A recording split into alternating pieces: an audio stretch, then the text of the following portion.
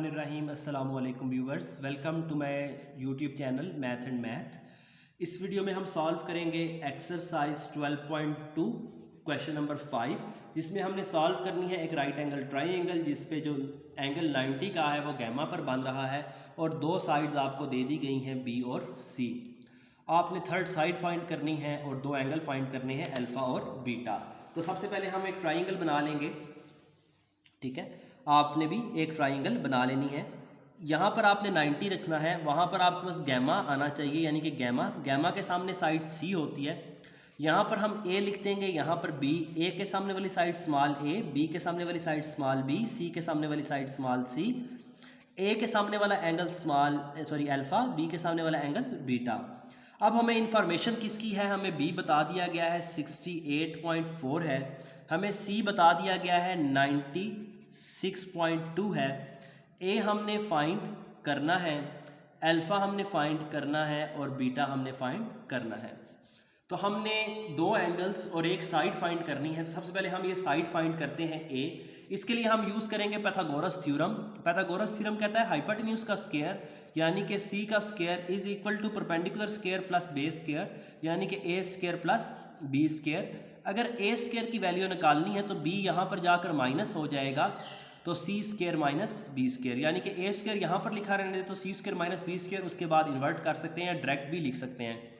आप दोनों साइडों पर अंडर रूट ले लेंगे, स्क्वायर रूट लेने के बाद आपके पास आ जाएगा सी स्क्वायर माइनस बी स्क्वायर, ये फार्मूला। अब ए की वैल्यू है, सी का स्क्वायर क्या है 96.2 का स्क्वायर, इसी तरह जो बी है वो है 96.4 का स्क्वायर और ऊपर आ जाएगा स्क्वायर रूट। अब अगर आप क्वेश्चन का मिजाज देखें तो डेसिमल के बाद एक वैल्यू है, यहाँ पर भी डेसिमल के बाद एक वैल्यू है। तो सबसे पहले आप कैलकुलेटर को फिक्स कर लेंगे कि डेसिमल के बाद एक वैल्यू आए। उसके लिए आपने पहले रीसेट कर लेना है, शिफ्ट प्रेस किया, 9 प्रेस किया, 3 इक्वल और AC। उसके बाद शिफ्ट प्रेस करना है मेन्यू, यहाँ पर FIX लिखा आता है फिक्स। यहाँ मेरे पास इस तरह नंबर फॉर्मेट पर 3 आ रहा है, 3 प्रेस करने के बाद लिखा आएगा फिक्स करने के बाद क्योंकि डेसिमल के बाद एक है तो आपने 1 लिख देना है। अब आप स्क्वायर रूट लिखेंगे 96.2 का स्क्वायर माइनस 69.4 का स्क्वायर लिखा, इक्वल का बटन प्रेस किया तो ये आएगा 66.6। तो ए की वैल्यू आ गई आपके पास 66.6। क्योंकि क्वेश्चन में जितनी वैल्यूज थी उनके अंदर सिग्निफिकेंट फिगर्स 3 थी, तो इसमें भी जो मेरे पास आंसर आ रहा है उसमें भी सिग्निफिकेंट फिगर्स कितनी आएंगी, 3 आएंगी, ठीक है। तो ये घबराने वाली बात नहीं है। हम दोबारा से एक बार देख लेते हैं इसको। 96.2 है एक वैल्यू और एक है 68.4, सॉरी यहाँ पर हमने गलती कर दी है। एक वैल्यू थी हमारे पास सी की 96.2 और बी की जो वैल्यू है वो है 68.4, तो यहाँ पर भी क्या आएगा 68.4। तो साथ साथ मैं आंसर भी इस बार चेक कर रहा हूँ, यहाँ पर क्या आएगा 68.4 आएगा, ठीक है। लिखने पर आपके पास आ जाएगा 67.6।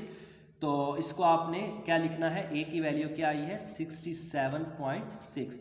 ये उन्होंने राउंड ऑफ करके कैलकुलेटर ने दी है, बुक के एंड पर आपको 67.7 मिल रहा है जो कि गलत है, यहाँ पर राउंड ऑफ होकर आई है, यही वैल्यू है 67.6 है। उसके बाद आपने फाइंड करना है दो एंगल अल्फा और बीटा। अगर मैं अल्फा के लिए सम पीपल हैव नहीं करली ब्राउन हेयर यूज करूं तो ये सबसे प्रॉपर है, तो कॉस अल्फा की वैल्यू आएगी करली ब्राउन हेयर्स। यहां से अल्फा की वैल्यू आ जाएगी कॉस इनवर्स B/C। बी की जगह पर बी का लिख देंगे, कॉस इनवर्स बी की वैल्यू है 68.4 और जो सी है उसकी वैल्यू है आपके पास 96.2। कैलकुलेटर यूज करेंगे, शिफ्ट कॉस 68.4, फ्रैक्शन का बटन प्रेस करेंगे 96.2, इक्वल का बटन प्रेस करेंगे 44.7, डिग्री और मिनट्स का बटन प्रेस कर देंगे तो ये 44.440 आ रहा है, तो इसको लिख देंगे 44 डिग्री और 40 मिनट्स, सिर्फ मिनट्स तक हम इसको लिखेंगे। इसी तरह हमारे पास किसकी वैल्यू फाइंड करेंगे हम? अल्फ़ा भी आ चुका है, गैमा पता है, तो बीटा की। Alpha plus beta plus gamma is equal to 180। तो गैमा की वैल्यू होती है 180 minus alpha minus beta. Gamma की वैल्यू आ जाएगी 180 माइनस 44 डिग्री 40 मिनट्स, और बीटा की जो वैल्यू है हमारे पास, वो हमने बीटा की फाइंड करनी है। गैमा की यहाँ पर आएगी, गैमा की है 90 डिग्री। अब ये सारे का सारा कैलकुलेटर पर लिख देंगे। 180 degree minus 44 degree 40 minutes minus 90 degree, तो ये आती है बीटा की वैल्यू 45 डिग्री और 20 मिनट्स। तो ये आपके पास दोनों एंगल्स आ चुके हैं, बीटा और अल्फ़ा, और थर्ड साइड आ चुकी है। तो ये स्टेप बाय स्टेप क्वेश्चन क्या हो चुका है, सॉल्व हो चुका है। होप सो आपको समझ आई होगी। दो साइड्स थी, पहले थर्ड साइड फाइंड की और उसके बाद दोनों एंगल्स। एंगल फाइंड करने के लिए हम सारी ट्रिग्नोमेट्रिक रेशियोज यूज़ कर सकते हैं, लेकिन ज़्यादा सूटेबल वो होता है कि ऐसी यूज़ करें जिसमें दोनों वैल्यूज़ क्या हो, गिवन हो। क्योंकि बेस और हाइपोटेन्यूज पहले से पता था, तो मैंने यहाँ पर कॉस की रेशियो यूज़ की और अल्फ़ा की वैल्यू आ गई। जब एक एंगल निकल आए तो उसके बाद आप सेकंड एंगल निकालने के लिए ये फार्मूला यूज़ कर सकते हैं। Alpha plus beta plus gamma is equal to 180। Beta निकालना था तो गैमा और अल्फ़ा यहाँ पर माइनस हो गए, वैल्यूज़ लिखी और आंसर निकल आया। तो कैलकुलेटर यूज़ करना इसमें प्रॉपर आपको आना चाहिए, जैसे कि आपको सिखा रहा हूँ। मिलते हैं नेक्स्ट वीडियो में। अगर अभी तक आपने चैनल को सब्सक्राइब नहीं किया तो सब्सक्राइब करें, लाइक करें, अपने फ्रेंड्स के साथ शेयर करें।